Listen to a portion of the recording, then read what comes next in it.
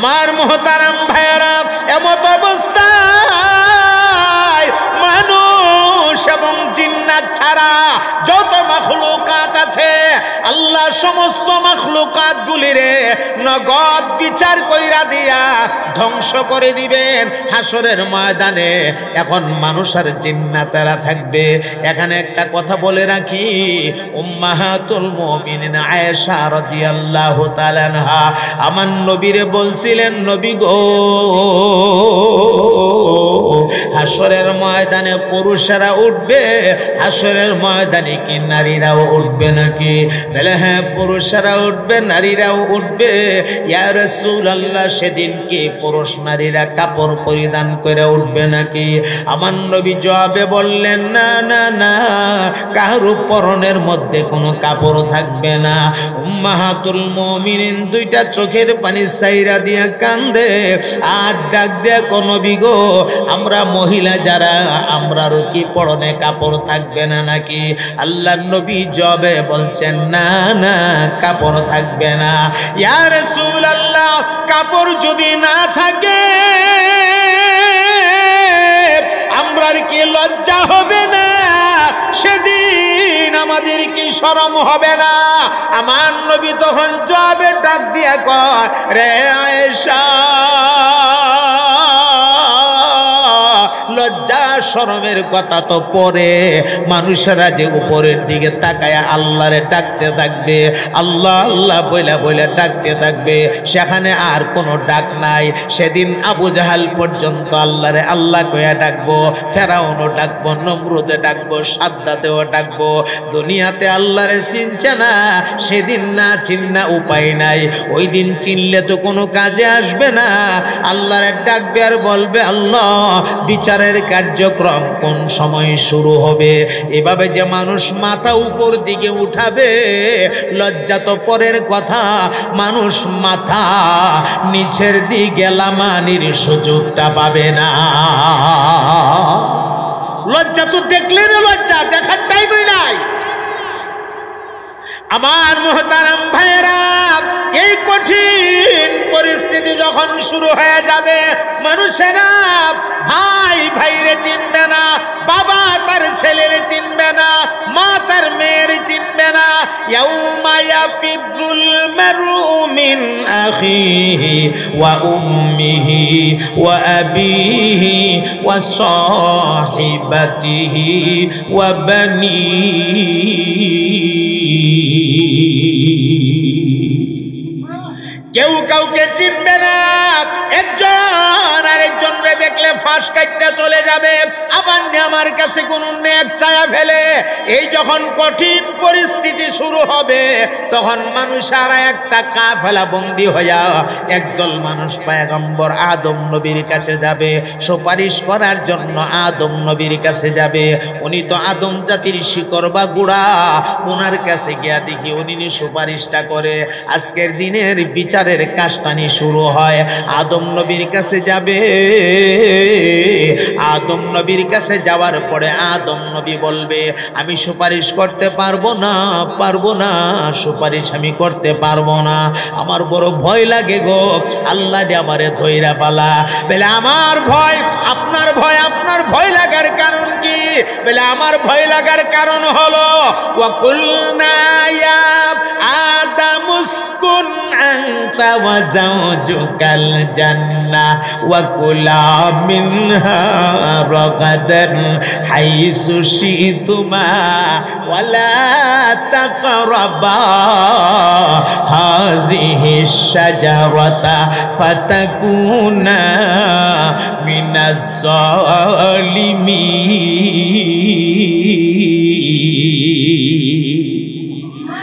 আদম আলাইহিস সালাম ভয় পাবেন, সুপারিশ করবেন না।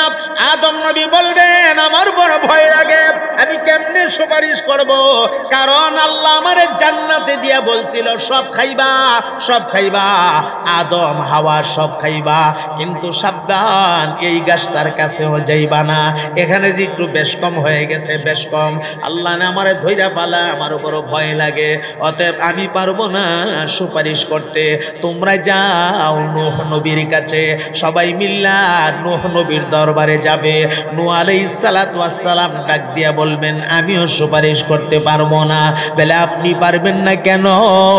আমি পারবো না এই জন্য, রব্বি লা তাযার আলাল আরদি মিনাল কাফিরিনা দাইয়ারা।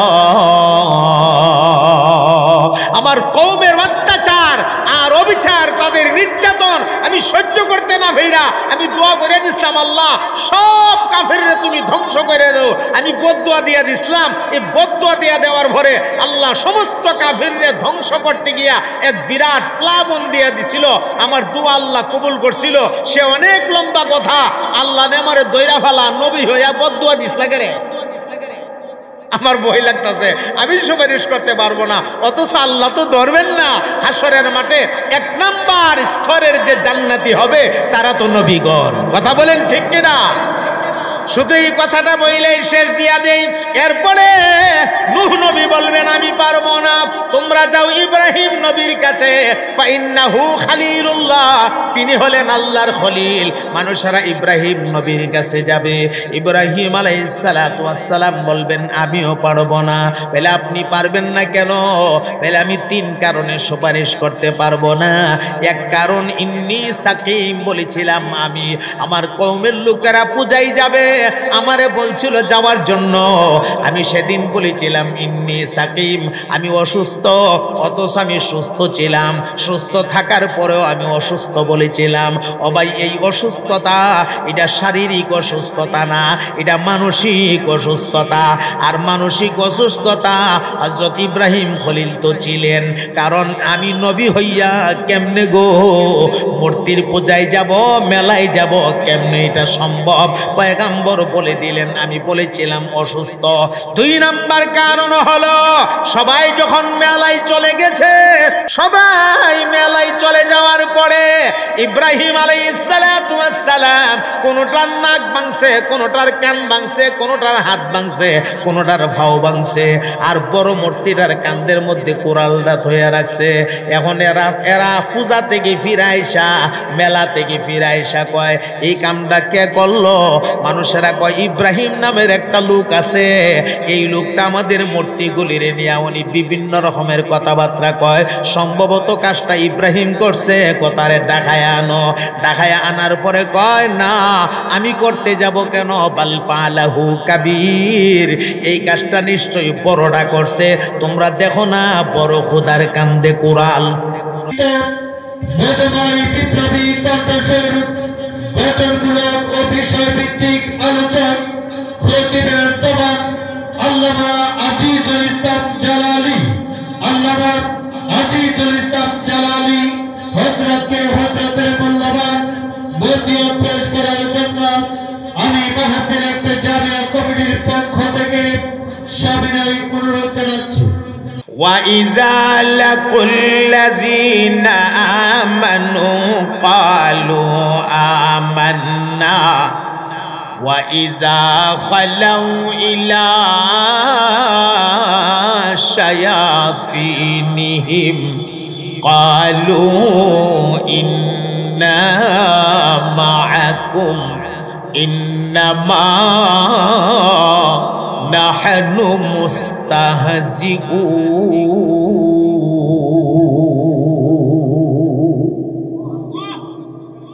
এরা রাসূলের দরবারে গিয়া কইতো আমান্না, আমরা ঈমান আনছি। ওয়া ইযা খালাউ ইলা শায়াতিনহিম, এরা যখন গুরায়া তারা তাদের শয়তানদের কাছে যাইতো।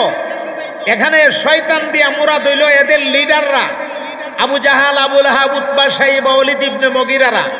এরার কাছে যখন যাইতো, এরা কইতো কিরে তোরার দি দেখছি মুহাম্মদের কাছে বয়ে রইছস, ঘটনা কি? কালিমা টালিমা ফইরে লিছস নাকি?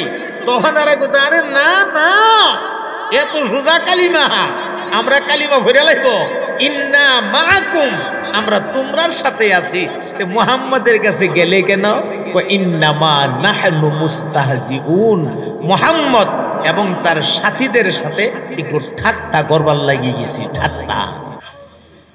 দেখছেন নি কাণ্ডটা? এই জন্য এই দুইটা জাতি আমার নবীরে খুব বেশি কষ্ট দিচ্ছে। তাহলে এরা যে প্রশ্ন তিনটা লই আইছে, উত্তর নিবার লাগি না নবীরে আটকাইবার লাগি? আটকানি সম্ভব হইব নি? কেন সম্ভব হবে না? রাসূল পাকের সাথে সাহায্য আছে কার? আরো জোরে মহাব্বতে বলেন কার? সুবহানাল্লাহ। এখন আল্লাহর নবী এদেরকে যেইভাবে উত্তরটা দিছে, এই লাইনটা আপনারা একটু মনে রাখেন, কারণ এটা আবার পরে কাজে লাগবে।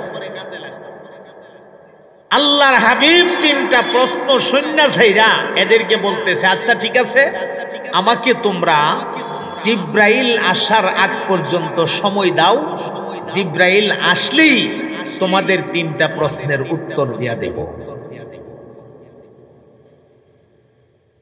ঠিক আছে, সময় দিলাম। সন্ধ্যা হয়ে গেছে, জিব্রাইল তো আর আয় না। তো সন্ধ্যার সময় আর আয়সা হাজির, মুহাম্মদ সাল্লাল্লাহু আলাইহি ওয়াসাল্লাম, জিব্রাইল কি আইছিন? উত্তর কি পাইছো? না, জিব্রাইল তো আইছে না, উত্তরটাও তো এখনো পাইছি না, আমার আজকের রাত্রটার সময় দাও। আচ্ছা ঠিক আছে, রাত্রটার সময় দিলাম। যেই খালি কোন রকম সকাল হইছে, এমনি আবার আয়া হাজির, এক মুহাম্মদ, আমরা প্রশ্নের উত্তর কি পাইছো? আটকাইছে, কাটা চলছে, একটু পরেই বুঝবা, ঠিক কিনা? আটকাইছি, জনমের আটকানি আটকাইলিছি। হঠাৎ উচ্চা কয়, এতদিন যে মুহাম্মদের কাছে শয়তানটা আইতো, এ শয়তানটা এখন আর আয় না, আর মুহাম্মদও আমরা প্রশ্নের উত্তর দিতে পারে। অর্থাৎ জিব্রাইল আমিন রে ওরা শয়তান বললা সম্বোধন করতেছে। এ মুসলমান বন্ধু আমার, এইভাবে 11 দিন, 12 দিন, 13 দিন, 14 দিন, এখন এরা নতুন আরেকটা কথা বলতে শুরু করেছে। এতদিন তো জিব্রাইল রে গালি দিত, এখন নবীরে শোনায়া শোনায়া ওরা কয়, বুঝেছি মুহাম্মদের খোদা বুঝি মুহাম্মদের প্রতি বেজার হয়ে গেছে, এই কারণে এখন আর কোনো ওহী টহি আয় না। ইমামুল মুরসালিন রাহমাতুল লিল আলামিনের কানে যেই মাত্র এই কথাটা হিসাব হচ্ছে, আমার নবী পাক আর দুইটা চোখের পানিরে ধইরা রাখতে পারে না। আমার নবী কান্দে আর আল্লাহরে ডাক দিয়া গো, প্রভু গো, এরা দি কয় আপনি আল্লাহ নাকি আমার প্রতি বেজার হয়ে গেছেন? আপনি যদি বেজার হয়ে যান,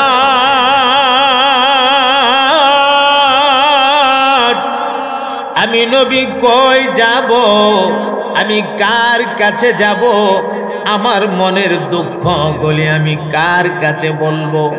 এইভাবে কানতে কানতে 15 দিনের মাথায় রাহমাতুল লিল আলামিন একটা লম্বা সেজদা দিলেন, সেজদা। আর মনে মনে এরাদা করেছে, আল্লাহর হাবিব আমার কাছে ওহী না আসা পর্যন্ত, সংবাদ না আসা পর্যন্ত আমি নবীর সেজদা থেকে মাথা উঠাবো না।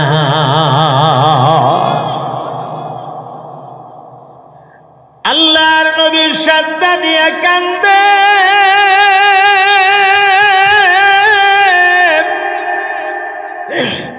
ওগো আমার আল্লাহ। মুশরিকিনরা দি কয় আপনি নাকি আমার উপরে বেজার হয়ে গেছেন। এ মালিক, আপনি সংবাদ না পাঠানি পর্যন্ত আমি সেজদা থেকে মাথা উঠাবো না। আমার নবী কাঁদতেছে, নবীর দুইটা চোখ দিয়া পানি বের হইয়া বরাবর জমিনের মাটি একদম কাদা হয়ে গেছে। মুশরিকিনরা দাঁড়ায়া দাঁড়ায়া মস্কারি করে, তাকায়া দেখরে মুহাম্মাদের খোদা মুহাম্মদ রে কি বিপদে ফেলাইছে। আপ্পা দিয়া ভৈরা কান্দে, এরপরও মুহাম্মদের খোদা কোনো উত্তর দেয় না। শেষ, মুহাম্মদের জিন্দেগি শেষ হয়ে গেছে। আমার নবীর সেজদাটা এমন লম্বা হয়েছে, দীর্ঘক্ষণ সেজদায় থাকার কারণে নবী পাক হাঁটুগুলিরে আর ধরে রাখতে পারলেন না। আপনি আপনি হাঁটুগুলো পেছন দিকে সইরা গেছে, দেহটা মাটিতে লাগিয়ে গেছে, নবীর চেহারায় আনোয়ারটা জমিনে লাগিয়ে গেছে। আবার নবীর চেহারা জমিনে লাইগা চেহারাটা একদম লাল হয়ে গেছে। নবী আমার কান্দে আর আল্লাহ, সংবাদ না পাওয়া পর্যন্ত আমি কিন্তু মাথা উঠাবো না। এমন সময় হাকামুল হাকিমিন আল্লাহ রাব্বুল আলামিন জিবরাইলের ডাক মারছে, যারে জিবরাইল যা আমার হাবিবের আর আমি কাদাইতে পারি না, জলদি জলদি যা সূরাতুদ দুহাটা নিয়ে যা। সূরাতুদ দুহাটা আমার হাবিবের কানে গিয়া তিলাওয়াত কইরা দে। এই হলো সূরা নাজিল হওয়ার কারণ, নাজিল হইতেছে। এমনি জিবরাইল আমিন আইসা আল্লাহর হাবিবের কানের গোড়ায় সালাম বসায়া দিলেন, আসসালামু আলাইকা ইয়া রাসূলুল্লাহ। আল্লাহর হাবিব দীর্ঘ 15 দিন অপেক্ষা করার পরে জিবরাইলের সালাম পাইয়া যেন কলিজার মধ্যে একটা আলাদা শান্তি আসছে। নবী আমার টান দিয়া মাথাটা উঠাইয়া জিব্রাইলের টান দিয়া সিনার সঙ্গে জড়ায়া দইরা কান্দে আর কো, জিব্রাইল রে আমারে না দেখা 15টা দিন পর্যন্ত কেমনে তুই থাকলি? জিব্রাইল কান্দে আর কয়, ইয়া রাসূলুল্লাহ, একটা মুহূর্ত আপনারে না দেখলে আমার শান্তি লাগে না। কিন্তু নবী গো, আমি কি করব? আল্লাহ রাব্বুল আলামিনের তরফ থেকে যে অর্ডার নাই, আমিও আসতে পারি না। এখন আল্লাহ অর্ডার করেছে, আমিও আসছি, আপনার কানটা বাড়াইয়া দেন। বড় চমৎকার একটা সূরা আজকে আপনার জন্য আমি নিয়ে আসছি।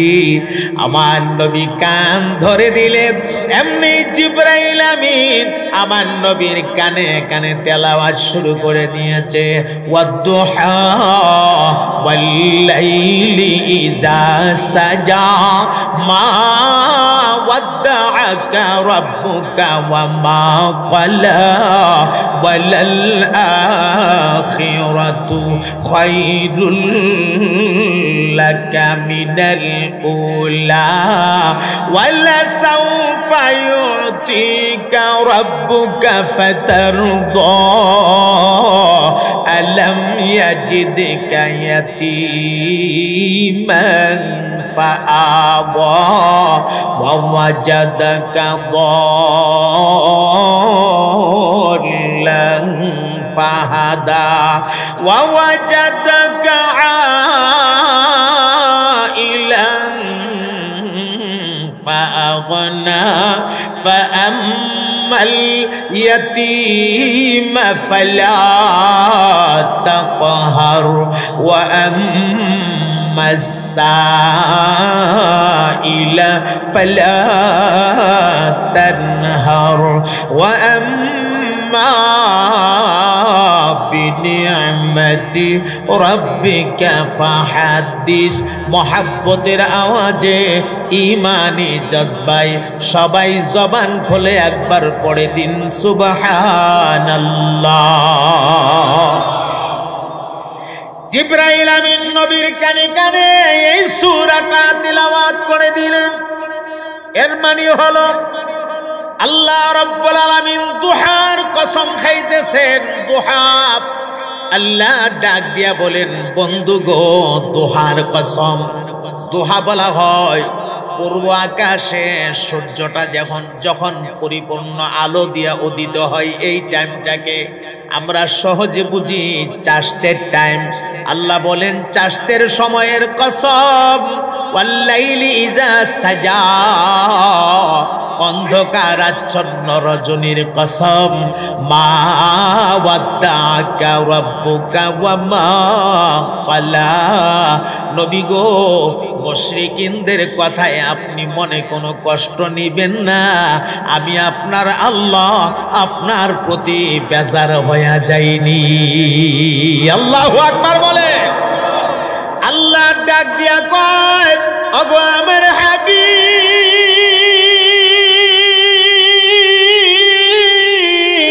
আমি আপনার প্রতি বেজার হব তো দূরের কথা, ওয়ালাল আখিরাতু খায়রুল লাকা মিনাল উলা। আখিরাতে আপনাকে যেই নিয়ামত দেওয়া হবে, এই নিয়ামত দুনিয়ার তুলনায় অনেক গুণ বেশি উত্তম হবে। আল্লাহ নবীরে নগদ সান্ত্বনা দেওয়ার জন্য এরপরে বলেন, ওয়ালা সাউফা ইউতিকা রাব্বুকা ফাতারদা, অতি শীঘ্রই আমি আল্লাহ আপনাকে এমন নিয়ামত দেব। সাউফা মানে আনকারিব, শীঘ্রই খুব শীঘ্রই এমন নিয়ামত দান করব, যেই নিয়ামত পাইয়া আপনি নবী আমি আল্লাহর প্রতি রাজি হয়ে যাবেন। আল্লাহু আকবার বলে। আমার প্রতি আপনি রাজি হয়ে যাবেন, এমন নিয়ামত শীঘ্রই আপনাকে আমি দান করব। সুবহানাল্লাহ। আল্লাহ তার হাবিবের সান্ত্বনা দিয়া কয়, মক্কার সামান্য কয়েকটা বেঈমান আবু জাহাল, আবু লাহাব, উতবা, শাইবা, ওয়ালিদ ইবনে মুগীরা, এই সামান্য কয়েকটা মুশরিকের কথায় আপনি মনে কোনো কষ্ট নিয়েন না। এরা আপনাকে ইজ্জত করলে কি হবে, আর ইজ্জত না করলে কি হবে, এরা আপনার সম্মান বুঝলেই কি হবে, আর সম্মান না বুঝলেই কি হবে, এরা আপনাকে জাদুঘর বললে কি হবে, ওরা আপনারে পাগল বললে কি হবে, ওরা আপনারে মানুক আর না মানুক এতে কোনো আসে যায় না। সারা দুনিয়ার কোন মানুষ যদি আপনাকে না মানে এতে কোনো আসবে যাবে না। এক আয়াতে আল্লাহ জানায়া দিয়েছেন, ওয়ারাফা'না লাকা যিকরাক, আমি মহান আল্লাহ আপনার শান মান মর্যাদারে বাড়ায়া দিছি। ওগো নবী এমন ভাবে বাড়ায়া দিছি,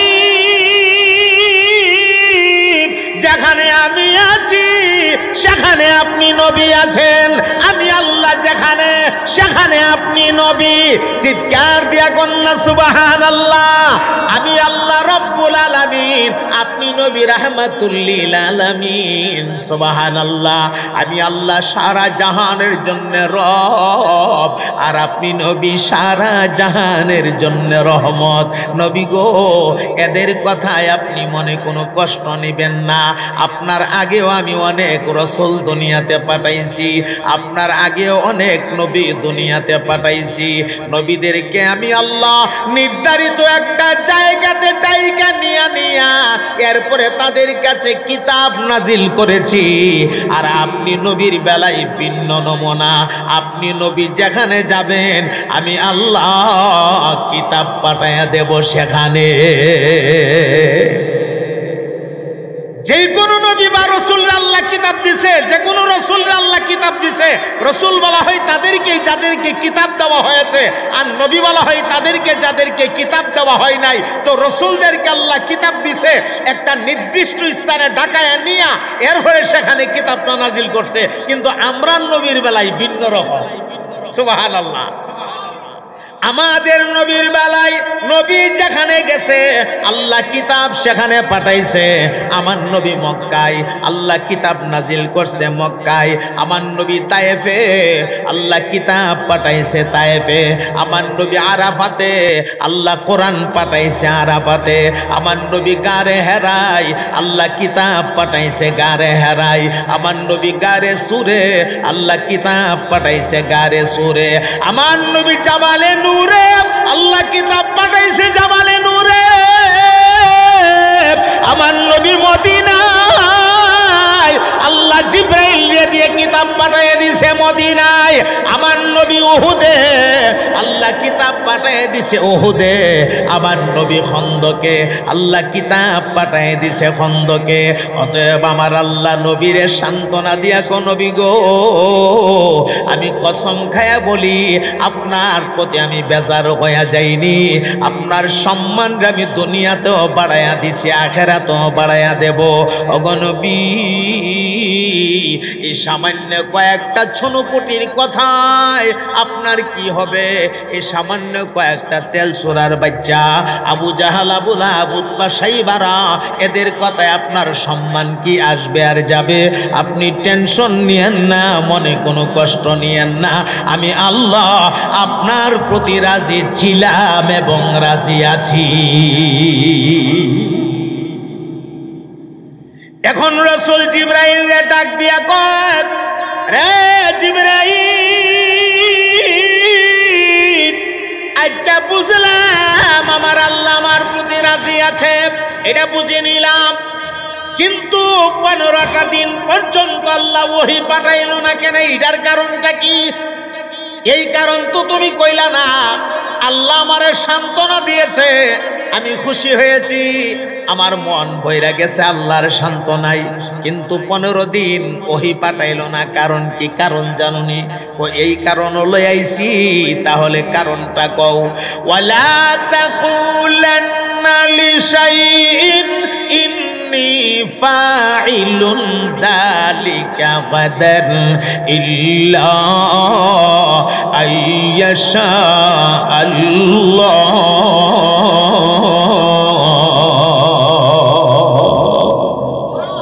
নবী গো, আপনি ভবিষ্যতের কোন কথা বা কাজের এরাদা আমরা কি বলবো? বলেন ইনশাআল্লাহ বলবো। এখন আসুন, আল্লাহ রাব্বুল আলামিন তার হাবিবের সান্ত্বনা দিয়েছেন, কসম খাইছেন, কিন্তু আল্লাহ দুইটা, এক চাষতের সময়ের কসম, দুই অন্ধকারাচ্ছন্ন রজনীর কসম। এখানে দুইটা কসম কেন খাইলেন? দুটোটাই কিন্তু গুরুত্বপূর্ণ টাইম। চাষতের টাইমটা মানুষের কর্মব্যস্ততার টাইম। গাড়িওয়ালা গাড়ি নিয়ে বের হয়, রিক্সাওয়ালা রিক্সা নিয়ে বের হয়, ভ্যানওয়ালা ভ্যান নিয়ে বের হয়, দোকানদার দোকান খুলতে বাড়ি থেকে রওনা হয়। প্রত্যেকে যার যার কর্মের জন্য বের হয়ে যায়। এই কারণে এই টাইমে যদি 2-4 রাকাত নামাজ পড়া হয়, এই নামাজটা আল্লাহ রাব্বুল আলামিনের কাছে অনেক পছন্দের, অনেক মহাব্বতের। এই কারণে আল্লাহ এই টাইমটার কসম খাইছে। 2 নম্বরে অন্ধকার আচ্ছন্ন রজনীর কসম কেন খাইলেন? আল্লাহ ডাক দিয়া কো, বান্দা আমি আল্লাহ অন্ধকার রাতের কসম খাইলাম। এর মানে হলো রাতের 3 ভাগের 2টা ভাগ যখন বিদায় হয়ে যা, একটা ভাগ বাকি থাকে, যেই টাইমটারে নজুলে রহমতের সময় বলা হয়। যেই টাইমে আমি আল্লাহ আমার আরশে আজিমটারে ছাইরা দিয়া সামায়ে দুনিয়ার আসমানটার মধ্যে নাজিল হয়ে যায়। আল্লাহ দুনিয়ার আসমানে নাজিল হয়ে ডাকতে থাকে, আচশনি রেখে বিমারে কষ্ট করতেছস, আমি তোর মহান আল্লাহ আসমানে নাজিল হয়ে গেছি, আমার কাছে বল, আমি তোর বিমার থেকে মুক্তি দান করব। আল্লাহ ডাক দিয়া কয়, আচশনি রেখে রিজিকের অভাবে বড় কষ্টের মধ্যে আছস, আমি আল্লাহর কাছে বল রে বান্দা বল, আমি আল্লাহ তোর রিজিকের তঙ্গি দূর করে দেব। আচস নিরিখে গুনাহ করতে করতে গুনাহের সাগরে হাবুডাবু খাইতেছস। আমি আল্লাহর কাছে বল রে বান্দা বল, আমি আল্লাহ তোর গুনাহগুলিরে মাফ করে দেব। এটা এমন একটা গুরুত্বপূর্ণ টাইম, আল্লাহ ডাক দিয়া কয় এই টাইমে যদি কোনো বান্দা বান্দি ঘুম থেকে জাগে আর আমারে যদি আল্লাহ কয়া ডাক মারে আর চোখ থেকে যদি একটা ফোঁটা পানি ছাইরা দে, আমার বান্দা বান্দির চোখের পানিটা চোখ থেকে বের হইয়া নাসিকার আগায় পৌঁছার আগে আগে আমার বান্দা বান্দির জিন্দেগির সবগুলি গুনাহ আমি মহান আল্লাহ মাফ করে দে। এই জন্য আল্লাহ ওয়ালাদের জীবনে তালাশ করলে দেখা যায় আল্লাহর ওলিরা শেষ রাতে তারা আর বিছানায় থাকে নাই, শেষ রাত হলেই তারা সেজদায় লুটায়া পড়ত, কারণ টাইমটা বড় দামি। এই দুইটা কসম খায়া কিন্তু আল্লাহ নবীরে সান্ত্বনা দিয়েছে, আমি আপনার প্রতি বেজার হয়ে যাই নাই। প্রথমই আখিরাতের কথা বলছে, ওয়ালাল আখিরাতু খায়রুল লাকা মিনাল উলা। আখিরাতে আপনাকে যেই নিয়ামত দেওয়া হবে এই নিয়ামত দুনিয়ার তুলনায় হাজার গুণ বেশি উত্তম হবে। সুবহানাল্লাহ। আখিরাত পরকাল, দুনিয়ার হায়াত আল্লাহর বিচারে কোনো হায়াতই না, পরকালের হায়াতটাই হলো আসল হায়াত। এই কারণে আল্লাহ দুনিয়ার কথাটা, দুনিয়ার নিয়ামতের কথাটা পরে নিছে আর আখিরাতের নিয়ামতের কথাটা আল্লাহ টান দিয়ে আগে আনছে। সুবহানাল্লাহ বলেন। কি নিয়ামত আল্লাহ নবীরে আখিরাতে দান করবেন সবগুলি বলা সম্ভব হবে না, শুধু একটা নিয়ামত দেখাই। হাসরের মাঠটা যখন কায়েম হয়ে যাবে, একটা প্রশ্ন এখানে বাকি থাকে, হাসরের মাঠটা কোন জায়গায়? এই প্রশ্নের জবাব পবিত্র কোরআন শরীফের ভেতরে আছে। হাসরের মাঠটা অন্য কোনো মাঠ না, অন্য কোনো জায়গা না, এই দুনিয়ার জমিনটারই আল্লাহ হাসরের ময়দান, হাসরের মাঠ বানাইব। পাহাড়গুলিরে ভাঙ্গা চূর্ণ বিচূর্ণ করে দিবে, পাহাড়গুলি ধ্বনিত তুলার রুইয়ের মতো উঠতে থাকবে, আর আসমান ভাঙ্গা তারকা ভাঙ্গা এগুলি সাগরও পড়তে থাকবে। পুরা জমিনটারে আল্লাহ একটা সমতল ভূমি বানাবে, সমতল ভূমি, 1 ইঞ্চি পরিমাণ জায়গা উঁচা নেছা থাকবে না, পুরা দুনিয়াটা একদম পুরা দুনিয়াটা সমতল হয়ে যাবে। আর সাগরের পেটের ভিতরে যখন তারকাগুলি ভাঙ্গা পড়তে থাকবে, পাহাড়গুলি গিয়া ভাঙ্গা পড়তে থাকবে, পেটের ভেতরের পানি তখন কই যাইব? একটা গ্লাসের ভেতরে আপনি যদি একটা কিছু ঢুকাইয়া দেন তখন এই জিনিসটা গ্লাসে যাইব আর গ্লাসের পানিটা বাইরে যাইব। এটাই তো স্বাভাবিক কথা। তাহলে সাগরের পানি বাইরে যাইব, বাইরে যাইব কই? বাইরে যাইব হইল সাগরের পানি সব আল্লাহ উঠায়া হাসরের মাঠের চতুর্দিকে এই পানিটারে আগুন বানায়া আল্লাহ আগুনের একটা বাউন্ডারি ফিট করবে। ফলাইয়া যাইবেন কই? ফলাইয়া যাওয়ার রাস্তা নাই, আগুনের বাউন্ডারি। এখন সমতল ভূমি তৈরি হইল, হাসরের মাঠটা তৈরি হইল, আসমানটারে আল্লাহ ফিট করবে। একটা আসমান, কিছু তো নাই, সব তো ধ্বংস হয়ে গেছে, কিয়ামতের ঘটনায় আছে, এগুলি তো আর সব বলা যাবে না, সব ধ্বংস হয়ে গেছে। এখন জমিন বানানির পরে আল্লাহ আসমান বানাইব। বর্তমানে আসমান আছে 7টা, তখন আসমান হবে একটা। বলেন আসমান হবে কয়টা? একটা। একটা আসমান আল্লাহ তাআলা খুব কাছাকাছি জায়গাতে ফিট করে দিবে, খুব কাছাকাছি, খুব নেছাই। এটা কতটুকু নেছাই? কেউ কেউ বর্ণনা দিতে গিয়া কয় মাথার অর্ধ হাত উপরে আসমান থাকবে। আসমানটা মাথার অর্ধ হাত উপরে থাকবে না, মাথার অর্ধ হাত উপরে থাকবে সূর্যটা, আর আসমানটা থাকবে 1 ফরসক উপরে। 1 ফরসক কি? 1 ফরসকে মাইলের হিসাবে 3 মাইল। মাইলের হিসাবে কয় মাইল? 3 মাইল। মাত্র 3 মাইল উপরে থাকবে আসমান। আসমানের নিচে আল্লাহ সূর্যটা ফিট করবে, আর পুরা হাসরের ময়দানের এরিয়াটা লইয়া হাসরের মাঠের এই বিশাল এরিয়ার একদম মিডল পয়েন্টে আল্লাহ তাআলার শাজিমটা ফিট করবে। আরশটা ফিট করার পরে সূর্যের আলো আর এই আরশের নিচে আসবে না, আরশের নিচে আরশের ছায়া থাকবে। এই ছায়া বরাবর একদম নিচে মিডল পয়েন্টে একটা কুরসি থাকবে। এই কুরসিটার নাম মাকামে মাহমুদ, আর এই কুরসিটা আল্লাহ বসায় রাখবে আমরার নবীর জন্য। আরো জোরে কন্যা সুবহানাল্লাহ। দেখছেন নি বিষয়টা খেয়াল করিয়া? হাসরের মাঠে কাহারও জন্য বসার কোনো জায়গা নাই, একমাত্র স্পেশাল আমাদের নবীর জন্য আল্লাহ একটা বসার জায়গা তৈরি করবে। আর সেই বসার জায়গাটার নাম কি? মাকামে মাহমুদ। আল্লাহ রাব্বুল আলামিন জিবরাইলকে বানাবেন। জিবরাইলকে বানাইয়া জিবরাইলকে ডাক দিবেন, রে জিবরাইল যা যা হাসরের ময়দানের ভেতরে ঢুকিয়া যা।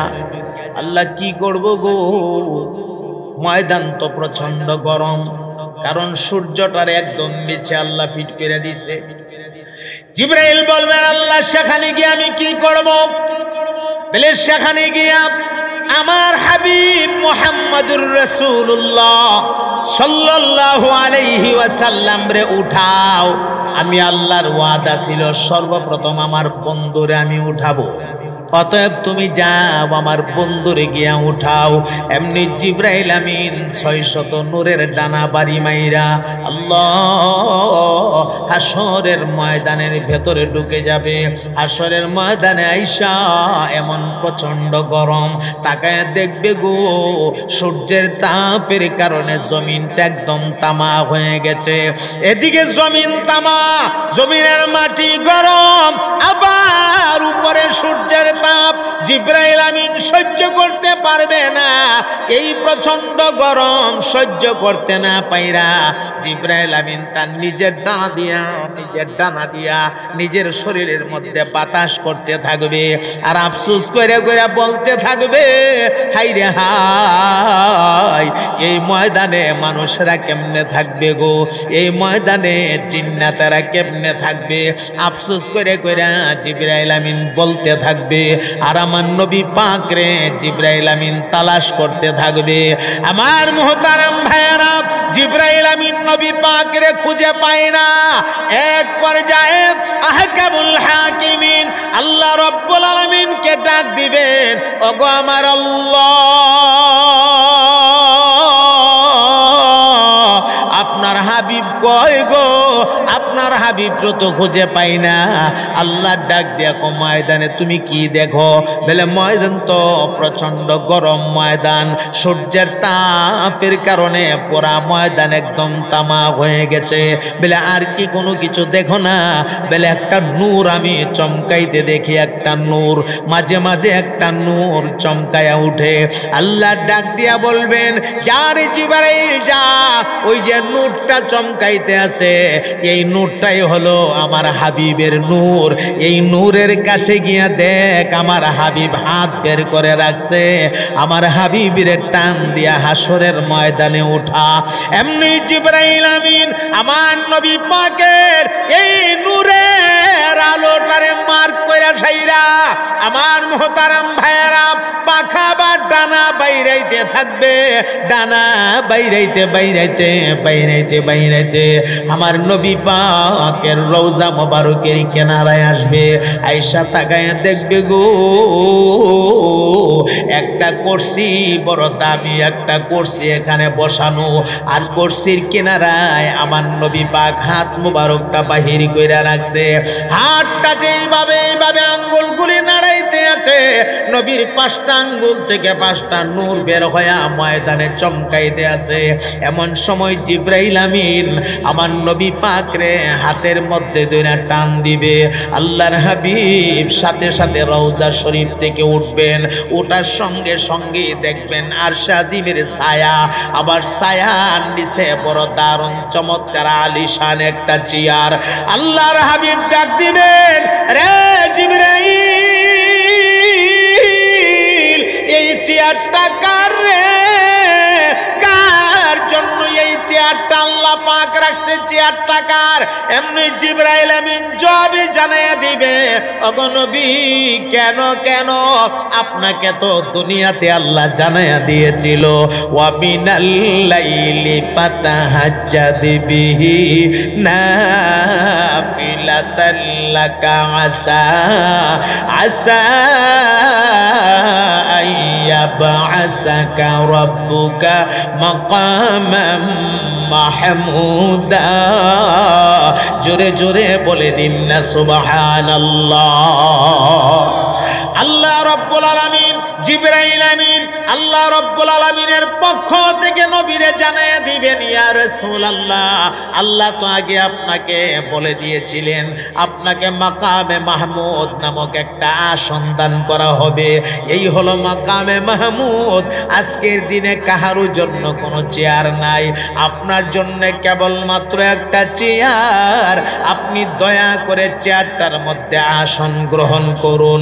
এমন সময় আমার নবী হাসরের ময়দানের চতুর্দিকে তাকাবে, চতুর্দিকে তাকায় দেখবে লেলিহান আগুনের শিখার মতো দেখা যায়। নবী আমার পেরেশানির মধ্যে পড়ে যাবে। আমার উম্মতেরা ময়দানে উইঠা কোথায় দাঁড়াবে, কেমনে কি করবে? এই আগুনের মাঝখানে কেমনে থাকবে? আল্লাহর হাবিব পেরেশানিতে পড়ে যাবে। আমার নবী পাক জিবরাইলের ডাক দিয়া বলবেন, রে জিবরাইল আমার উম্মতেরা ময়দানে কষ্ট করবে রে, আর আমি বুঝি এখানে চেয়ার পাইতা বৈশা থাকবো না? তা হতে পারে না। সারাটা জীবন উম্মতের জন্য কাঁদছি আমি, রওজার ভেতরে উম্মতের জন্য কাঁদছি। আমার নবীর সাথে সাথে মাকামে মাহমুদের গোড়ায় সেজদায় লুটায়া পড়বে। এখনো কিন্তু উম্মত উঠানি হয় নাই, নবী আমার সেজদা দিয়া পইরা পইরা কাঁদবে। ওগো আমার আল্লাহ,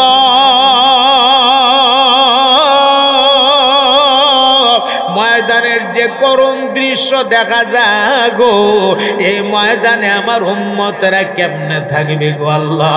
আমার উম্মতেরা কেমনে ওইটা দাঁড়াবে? নবী সেজদায় কাঁদতে থাকবে। এমন সময় আল্লাহর তরফ থেকে অর্ডার হবে, ওরে জিবরাইল মিকাইলকে সৃষ্টি করছি, মিকাইল রে ডাক দে, আমি আল্লাহর একটা গুরুত্বপূর্ণ মেসেজ নেওয়ার জন্য। মিকাইল রে ডাক দাও কান পাতার জন্য, আমার কথাটা শোনার জন্য। এমনি আল্লাহ পাক মিকাইলকে ডাক দিবে, এ মিকাইল কান রেডি করো কান। এরপরে আল্লাহ পাক আজরাইল রে বানাবে, এ আজরাইল কান রেডি করো। বড় ফেরেশতা 4 জন।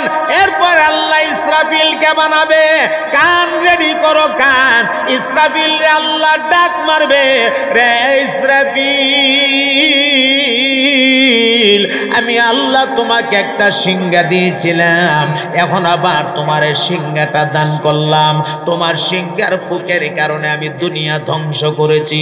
আবার একটা ফুক লাগাও, আবার একটা ফুক লাগাইলে মাটির নিচে যত প্রাণী আছে সব প্রাণীকে আমি হাসরের মাঠে উঠাবো। এমনি ইসরাফিল সিংহার মধ্যে ফুক লাগাবে। ফুকটা লাগানোর সাথে সাথে মাটির নিচে যত প্রাণী আছে, শুধু মানুষ না, মানুষ থেকে নিয়ে জিন দেও দানব, এরপরে আপনার গরু ছাগল ভেড়া উট দুম্বা বাঘ ভাল্লুক সাপ বিচ্ছু, এক কথায় আল্লাহর যত মাখলুক ছিল সমস্ত মাখলুকেরা মাটি ফাটায়া ফাটায়া হাসরের ময়দানে উঠতে থাকবে। এ মুসলমান, বিপদটা কি হয়ে দাঁড়াবে? এখন যদি একটা সাপ এখানে ছেড়ে দেওয়া হয়, আপনি বসবেন না, ভয়ে বসবেন না।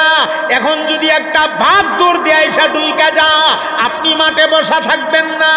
এখন যদি একটা ভাল্লুক এসে ঢুইকা যা, একটা সিংহ এসে ঢুইকা যা, আপনি মাঠে থাকবেন না, সেখানে আপনিও থাকবেন, সেখানে জিন্নাতেরাও থাকবে, বাঘ ভাল্লুকেরা থাকবে, সাপ বিচ্ছুরা থাকবে, সব মিল্লা একাকার হয়ে যাবে। একাকার বড় ভয়ঙ্কর একটা ময়দান।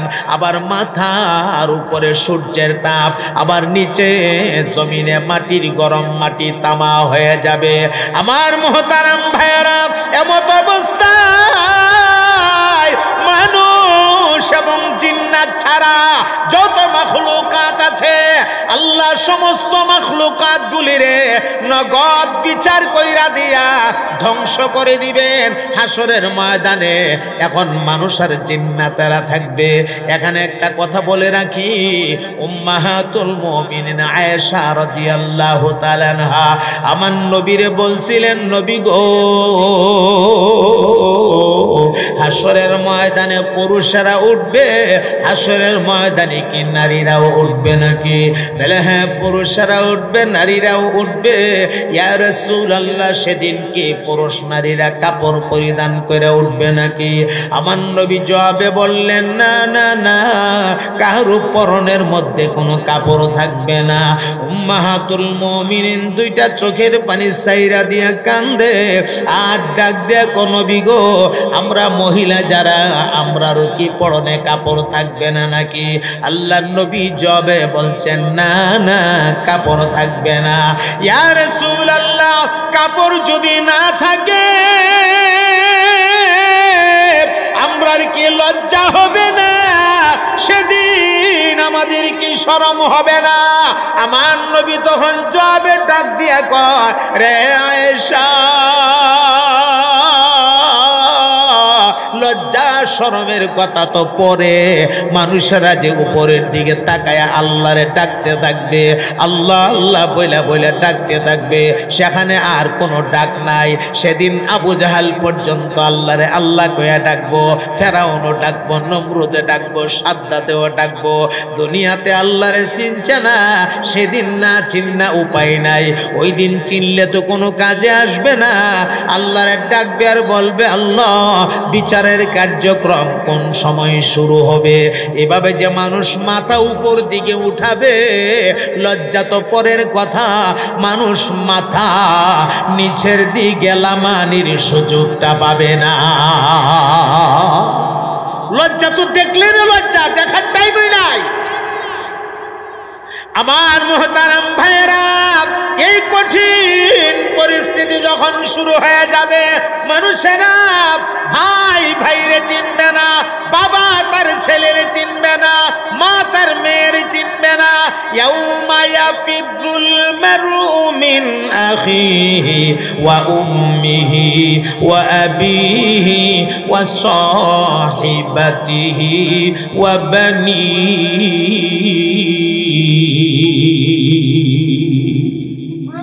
কেউ কাউকে চিনবে না, একজন আরেকজনকে দেখলে ফাঁস কাটতে চলে যাবে, আবার আমার কাছে কোন নেক ছায়া ফেলে। এই যখন কঠিন পরিস্থিতি শুরু হবে, তখন মানুষেরা একটা কাফেলা বন্দী হইয়া একদল মানুষ পয়গম্বর আদম নবীর কাছে যাবে, সুপারিশ করার জন্য আদম নবীর কাছে যাবে। উনি তো আদম জাতির শিকড় বা গুড়া, ওনার কাছে গিয়া দেখি উনি সুপারিশটা করে। আজকের দিনের বিচারের কাজটানি শুরু হয়। আদম নবীর কাছে যাবে,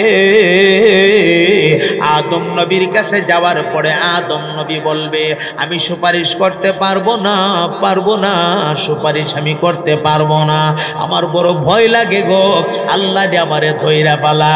বলে আমার ভয়, আপনার ভয়, আপনার ভয় লাগার কারণ কি?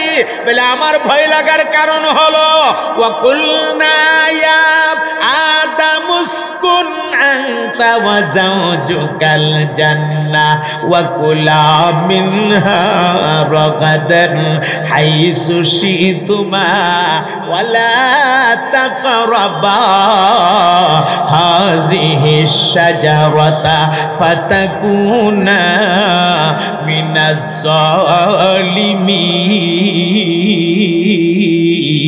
জালিমিন। আদম আলাইহিস সালাম ভয় পাবেন, সুপারিশ করবেন না। আদম নবী বলবেন, আমার বড় ভয় লাগে, আমি কেমনে সুপারিশ করব?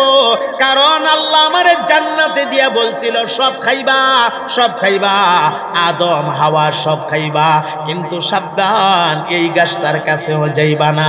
এখানে যে একটু বেশ কম হয়ে গেছে, বেশ কম, আল্লাহ না আমারে ধইরা পালা, আমার বড় ভয় লাগে, অতএব আমি পারবো না সুপারিশ করতে। তোমরা যাও নূহ নবীর কাছে, সবাই মিল্লা নূহ নবীর দরবারে যাবে। নূহ আলাইহিস সালাতু ওয়াস সালাম ডাক দিয়া বলবেন, আমিও সুপারিশ করতে পারবো না। বলে আপনি পারবেন না কেন? আমি পারবো না। এই জন্য রব্বি লা তাযার আলাল আরদি মিনাল কাফিরিনা দাইয়ারা। আমার কওমের অত্যাচার আর অবিচার, তাদের নির্যাতন আমি সহ্য করতে না পেরা আমি দোয়া করে দিছিলাম, আল্লাহ সব কাফেররে তুমি ধ্বংস করে দাও। আমি বদদুয়া দিয়া দিছিলাম। এই বদদুয়া দিয়া দেওয়ার পরে আল্লাহ সমস্ত কাফেররে ধ্বংস করতে গিয়া এক বিরাট প্লাবন দিয়া দিছিল। আমার দোয়া আল্লাহ কবুল করছিল। সে অনেক লম্বা কথা। আল্লাহ নে আমারে দইরা ফেলা নবী হইয়া বদদুয়া দিছলা করে। আমার ভয় লাগতেছে, আমি সুপারিশ করতে পারবো না। অথচ আল্লাহ তো ধরবেন না। হাসরের মাঠে 1 নাম্বার স্তরের যে জান্নাতি হবে তারা তো নবীগণ। কথা বলেন ঠিক কিনা? শুধু এই কথাটা বইলেই শেষ দিয়া দেই। এরপরে নূহ নবী বলবেন আমি পারবো না, তোমরা যাও ইব্রাহিম নবীর কাছে। ফাইন্নাহু খালিলুল্লাহ, তিনি হলেন আল্লাহর খলিল। মানুষেরা ইব্রাহিম নবীর কাছে যাবে। ইব্রাহিম আলাইহিস সালাতু ওয়াস সালাম বলবেন আমিও পারবো না। বলে আপনি পারবেন না কেন? বলে আমি 3 কারণে সুপারিশ করতে পারবো না। এক কারণ ইন্নী সাকিম, বলেছিলাম আমি আমার কওমের লোকেরা পূজাই যাবে, আমারে বলছিল যাওয়ার জন্য। আমি সেদিন বলেছিলাম ইন্নী সাকিম, আমি অসুস্থ। অথচ আমি সুস্থ ছিলাম। সুস্থ থাকার পরেও আমি অসুস্থ বলেছিলাম। ও ভাই, এই অসুস্থতা এটা শারীরিক অসুস্থতা না, এটা মানসিক অসুস্থতা। আর মানসিক অসুস্থতা হযরত ইব্রাহিম খলিল তো ছিলেন। কারণ আমি নবী হইয়া কেমনে গো মূর্তির পূজায় যাব, মেলায় যাব, কেমনে এটা সম্ভব? পয়গম্বর বলে দিলেন। আমি বলেছিলাম অসুস্থ। 2 নাম্বার কারণ হলো সবাই যখন মেলায় চলে গেছে, সবাই মেলায় চলে যাওয়ার পরে ইব্রাহিম আলাইহিস সালাতু ওয়াস সালাম কোনটার নাক ভাঙছে, কোনটার কান ভাঙছে, কোনটার হাত ভাঙছে, কোনটার ভাও ভাঙছে। আর বড় মূর্তিটার কান্দের মধ্যে কোরালটা ধরে রাখছে। এখন এরা পূজা থেকে ফিরাইসা, মেলা থেকে ফিরাইসা কয় এই কামটা কে করলো? মানুষেরা কয় ইব্রাহিম নামের একটা লোক আছে, এই লোকটা আমাদের মূর্তিগুলির নিয়ে উনি বিভিন্ন রকমের কথাবার্তা কয়। সম্ভবত কাজটা ইব্রাহিম করছে, কথারে ডাকায় আনো। ডাকায় আনার পরে কয় না, আমি করতে যাব কেন? বাল পালাহু কাবীর, এই কাজটা নিশ্চয়ই বড়টা করছে। তোমরা দেখো না বড় খোদার কান্দে কোরাল। বড় খোদা তো ঠিক আছে, বড় খোদার সাইড পেটের সব একটাও তো নাই, সব তো ভাঙ্গা। কান্দা বড় খোদা করছে, কোরাল তো বড় খোদার কান্দ। সে অনেক কথা। এই জন্য আমি সুপারিশ করতে পারবো না। বলে 3 নাম্বার কারণটা কি? 3 নাম্বার কারণটা হইল বিশেষ কোনো কারণে আমি আমার বিবির আমি বোন বলেছিলাম। বোন, এটা অনেক লম্বা ওয়াকিয়া। ইব্রাহিম নবী যাও মুসা নবীর কাছে। মুসা নবী বলবে আমি পারবো না, তোমরা যাও ঈসা নবীর কাছে। ফাইন্নাহু রূহুল্লাহ, ঈসা আলাইহিস সালামের কাছে আসার পরে ঈসা আলাইহিস সালাম মানুষগুলির লইয়া আমরা নবীর দরবারে রওনা দিবে। চলো চলো, উনি তো আমার আব্বা যান, ওনার কাছে নিয়ে যাই, সেখানে গেলে সমাধান হবে। ঈসা নবী আমরা নবীরে আব্বা বলে সম্বোধন করবেন 2টা কারণে। একটা কারণ জিব্রাইল আমিন যখন পর্দার আড়ালে মারিয়ামের কাছে আসছিলেন, সেদিন জিব্রাইল আমিন আমরার নবীর সূরত ধারণ করে আসছিলেন, যেই কারণে ঈসা নবী আমরার নবীরে আব্বা বলবে। আর 2 নাম্বার কারণ হইল আল্লাহ পরকালে দুনিয়ার কয়েকটা নারীর সাথে আমরা নবীকে বিবাহ বন্ধনে আবদ্ধ করাইবেন। এর মধ্যে একটা নারী মারিয়াম। তাহলে আমরা নবীর জান্নাতি বিবির দুনিয়াবি সন্তান ঈসা নবী, এই কারণে তিনি আব্বা বলে সম্বোধন কইরা মানুষগুলির লইয়া আমার নবী পাকের কাছে যাবে। গিয়া তাকায়া দেখবে নবী সেজদা দিয়া পইরা উম্মতের ফিকিরে কাঁদতেছে। সে অনেক কথা। এর এরপরে সুপারিশের কার্যক্রম কিভাবে শুরু হইল, হাসরের ময়দানের সেই বিশাল অবস্থা আপনাদেরকে শোনানির মতো সেই সময় নাই। কথা একটাই, ওয়ালাল আখিরাতু খায়রুল লাকা মিনাল উলা। নবী গো, আখিরাতে আপনাকে যেই নিয়ামত দেওয়া হবে এটা দুনিয়ার তুলনায় উত্তম হবে, দুনিয়ার তুলনায় অনেক বেশি উত্তম হবে। আমার ভাইয়েরা, এর একটা মেসাল শুধু দেখাইলাম। আল্লাহ মাকামে মাহমুদ নামে একটা কুরসি নবীরে দান করবে, আরো অনেক নিয়ামত আছে।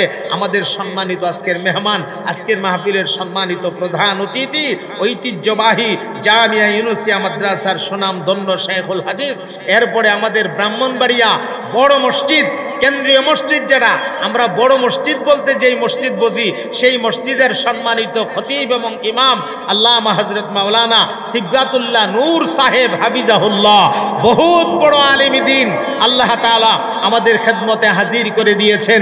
আমরা খুশি না বেজার? সবাই মহাব্বতে বলেন খুশি না বেজার?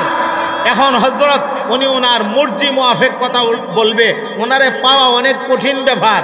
আমি ফোন দিয়া যেভাবেই হোক ম্যানেজ করে লইছি আপনাদের জন্য, আপনারা মন দিয়া কথাগুলি শুনবেন। আজকে আসলে ঈদের পরবর্তী সময় তো, যে সময়ে ছেলেরা ঈদ আনন্দ নিয়ে ব্যস্ত থাকে, যুবকরাই তো মাহফিলে বেশি আসে। যুবকদের আগমনটা বা উপস্থিতিটা কম হওয়ার কারণে মাহফিলটা একটু দুর্বল দুর্বল মনে হয়। দুর্বল মনে হলেও আমি মনে করি মাহফিলটা দুর্বল না ইনশাল্লাহ। হুজুর যদি মনটা বইরা যারাই বসছে যদি দয়া করে কিছু কথা শোনা, তাহলে আমরা কালীগঞ্জবাসী কিছু কথা পাওয়া যাবো ইনশাল্লাহ। হ্যাঁ।